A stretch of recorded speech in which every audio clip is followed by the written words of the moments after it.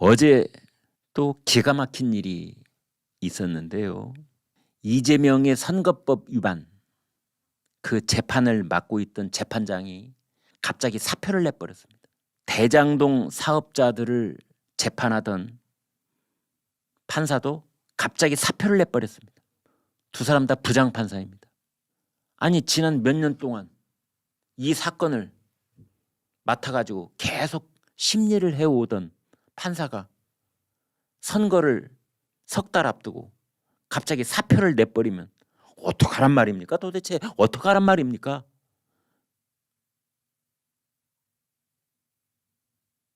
아니 이런 후한무치한 양심이라고는 1도 없는 판사들,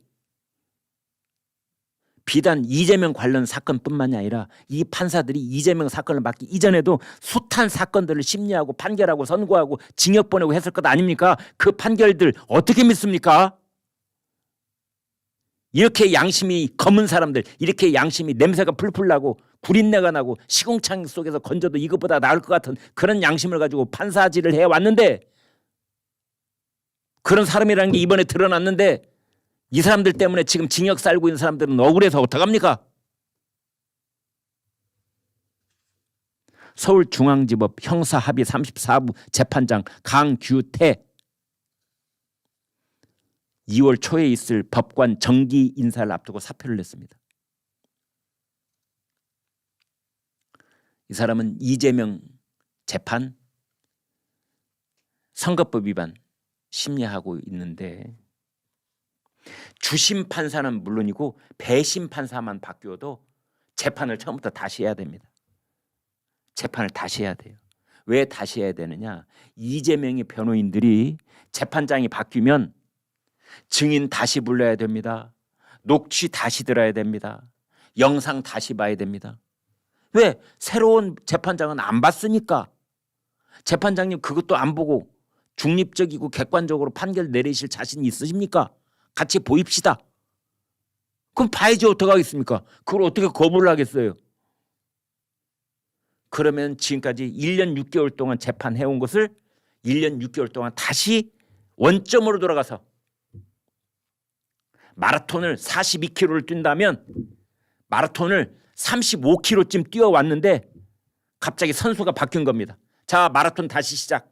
출발점으로 다시 전부 돌아가세요. 후루룩! 출발점으로 원위치.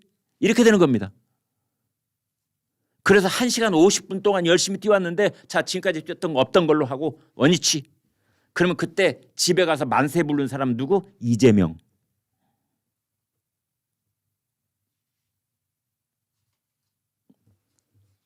강규태 부장판사, 그 다음에 김상일 부장판사, 다 이재명 관련 재판을 계속 이끌어왔던 사람들이 갑자기 사표를 던져버린 겁니다.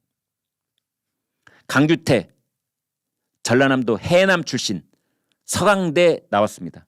김상일 부장판사 경북 상주 출신입니다. 고려대 나왔습니다.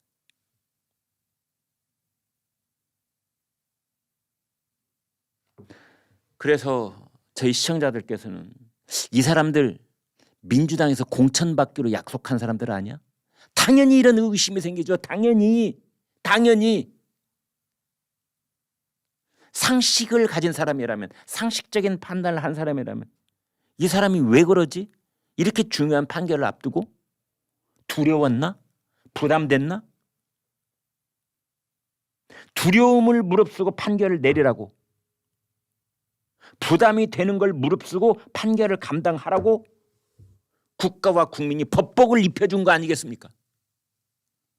우리 사회가 존경하는 거고, 저분이 판사님이시래. 서울중앙지법의 판사님이시래. 그럼 우리가 한 수 접고 이렇게 모자 앞에도 이렇게 손대고, 그러십니까? 이렇게 하잖아요. 그런 이유가 뭡니까?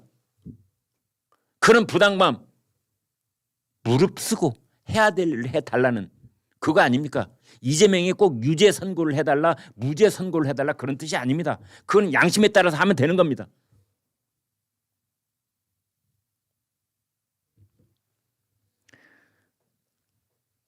선거법 위반은 원래 6개월 이내에 판결을 내리도록 돼 있어요.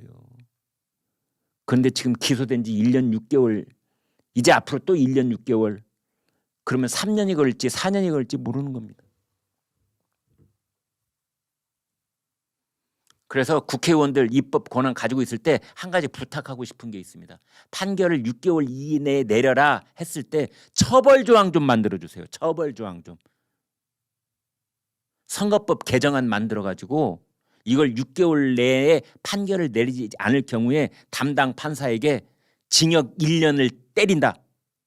징역 1년 이내가 아니라 그냥 징역 1년 이렇게 좀 하나 만들어 주세요. 21대 국회 끝나기 전에.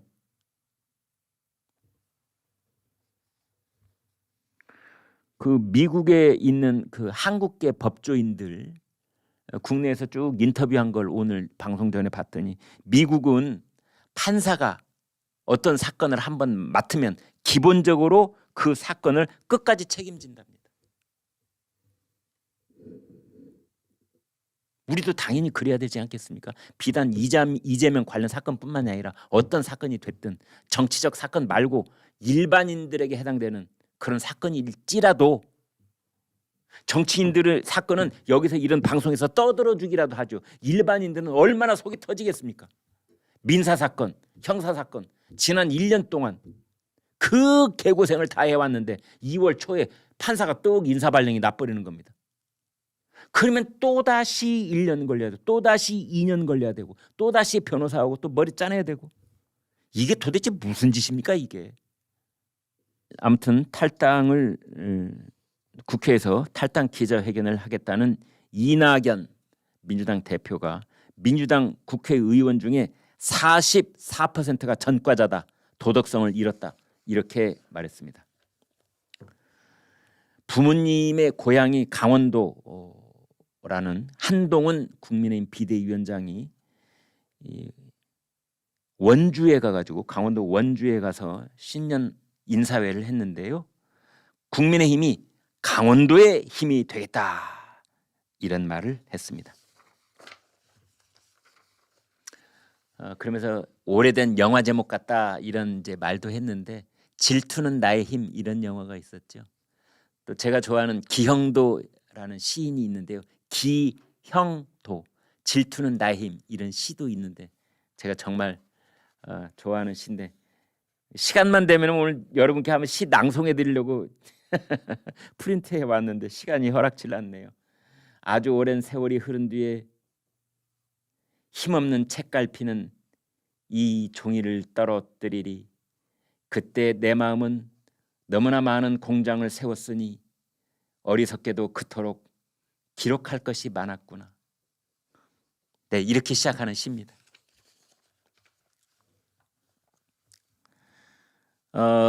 한동훈 비대위원장이 한 어린아이가 다가와서 이제 같이 이렇게 셀카를 찍어줬는데 그게 악마의 편집을 해서 마치 그 어린아이에게 초등학생으로 보이는 어린아이에게 이재명 대표에 대한 증오심을 부추기고 너는 나를 좋아하면 돼 한동훈을 좋아하게 만드는 그런 뭐 이 손팻말을 들었다 했는데 알고 보니 그게 전부 다 편집된 것이다. 이래가지고 지금 크게 논란이 되고 있습니다. 어제 중앙선거관리위원회가 그 여론조사 엉터리로 해왔던데 문 닫어 30곳. 와, 우리 여론조사 기관이 그렇게 많나? 30곳이나 문을 한꺼번에 닫게 만들 수 있나? 뭐 이런 정도인데요. 아무튼 30곳 문 닫게 했다. 근데 우리나라의 여론조사가요. 여론조사 하는 데가 88곳이나 된답니다. 아마 인구 대비 전 세계에서 가장 많은 여론조사 기관 아닐까 싶습니다. 예전에 유럽에서 이 정치 선거 이런 거 취재할 때 보면은 글쎄요. 한 나라의 여론조사 기관 한 서너 개 굵직한 걸로 쳤을 때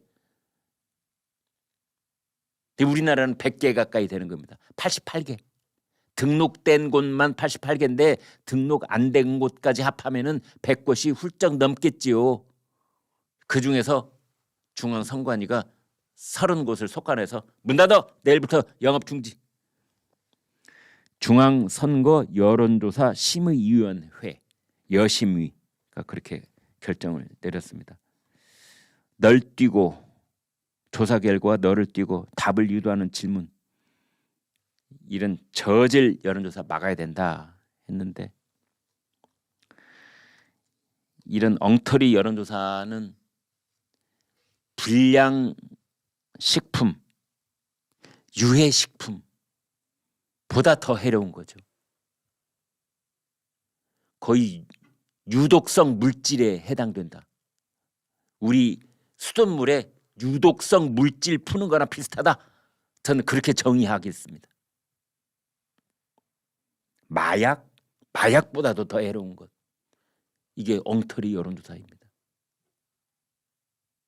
국가를 4년, 5년 책임지고 운영해야 될 사람들을 선출하는 과정을 물을 흐려놔 버리는 겁니다. 국민의 선택권을 흐려버리는 겁니다. 국사범으로 다뤄야 될 사람들입니다. 이 사람들은. 아무튼 요즘 여러분 휴대폰 시도 때도 없이 울리죠. 여론조사 울리죠. 또 요즘 예비 후보들이 너무 문자 많이 보내오지 않습니까? 또 이런저런 조사한다면서 ARS 전화 막상 받아보면 저쪽에서 사람이 아니라 기계가 등장하는 그런 전화, 여러분 참 많이 받으시죠? 오늘 중앙일보가 일면 톱 그렇게 올렸더군요. ARS 문자, 그다음에 그 여론조사, 이게 이른바 선거 공해 아니냐. 저도 공감합니다. 오늘 아침에도 이거 자꾸 오니까 일을 못 하겠어요. 아무튼 불량으로 퇴출한 곳은 이 원래 분석 전문 인력을 3명 이상 해야 되는데 거기 못 미치는 데라든지, 상근 직원을 5명 이상 해야 되는데 그렇지 않고 나 홀로 여론조사 회사 하는 데라든지, 연간 매출이 1억 원 이상 돼야 되는데 거기에 못 미친다든지 이런 것인데요.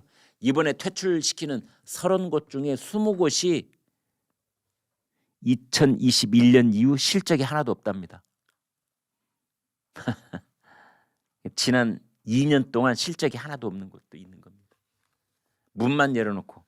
그래서 그런 여론조사 기관을 떴다방이라고 부르는 겁니다. 떴다방. 여론조사 기관도 떴다방이 있는 겁니다.